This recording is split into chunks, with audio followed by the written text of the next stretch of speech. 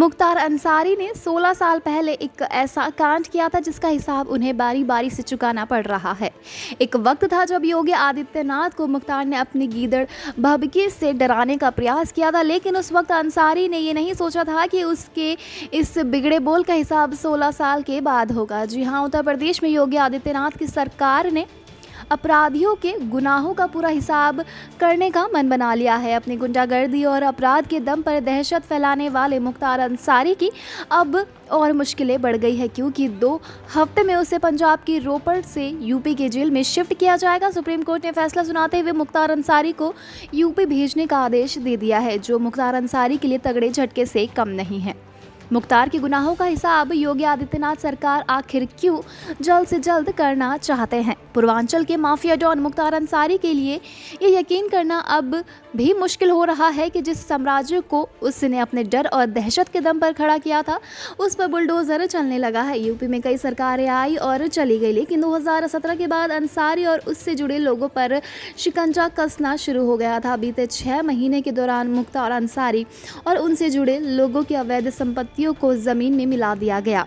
साल 2020 के अगस्त माह में लखनऊ के डॉली बाग में 2 मंजिला बिल्डिंग को लखनऊ विकास प्राधिकरण ने बुलडोजर से गिरा दिया था। ये मुख्तार अंसारी की बिल्डिंग थी, जिसे उसने अवैध ढंग से शत्रु संपत्ति पर बनाई थी और बाद में फर्जी ढंग से अपनी मां के नाम भी करा लिया था। इसके बाद गाजीपुर, मऊ और वाराणसी में भी मुख्तार की अवैध संपत्तियों पर बुलडोजर चला। योगी आदित्यनाथ की सरकार में मुख्तार अंसारी के खिलाफ कार्यवाही इतनी तेज क्यों?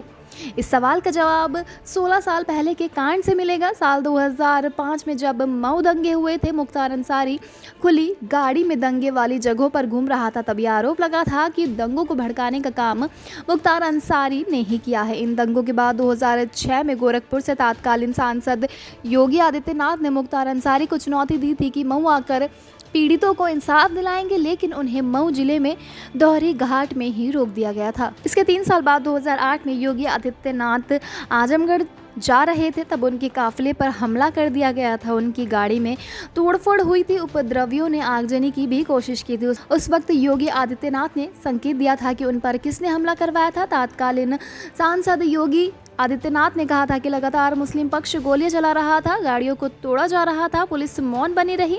हम लोगों ने चेतावनी रैली की, हम लोग इस लड़ाई को आगे बढ़ाएंगे। जिसने भी गोली मारी है, अगर पुलिस कार्यवाही नहीं करेगी तो गोली मारने वालों को जवाब दिया जाएगा उसी भाषा में। आजमगढ़ हमले में कुछ लोगों ने मुख्तार अंसारी का हाथ होने का भी आरोप लगाया था। हालांकि ये सिर्फ आरोप था, इसकी पुष्टि कभी नहीं हुई। अब जब योगी आदित्यनाथ प्रदेश के मुखिया है, तो उन्होंने राज्य के माफिया राज और गुंडा राज से मुक्त करने का संकल्प ले रखा है। उसी संकल्प को पूरा करने के लिए मुख्तार अंसारी के अंडरवर्ल्ड पर बुलडोजर से चलवा रहे हैं। इतना ही नहीं, मुख्तार गैंग के कई अपराधी या तो एनकाउंटर में मारे जा चुके हैं या फिर जेल की सलाखों तक पहुंच चुके हैं। मुख्तार गैंग की अरबों की संपत्ति भी जब्त हो चुकी है। जो मुख्तार अंसारी हमेशा इस बात से बेफिक्र रहता था कि सत्ता में कोई भी पार्टी रहे, उससे कुछ भी नहीं हो सकता। मुख्तार की इसी सोच पर योगी सरकार ने बुलडोजर चलाकर प्रदेश के दूसरे जिलों के गुंडे और माफिया को भी कड़ा संदेश दे दिया है। एक बार फिर योगी सरकार मुख्तार अंसारी की यूपी के जेल में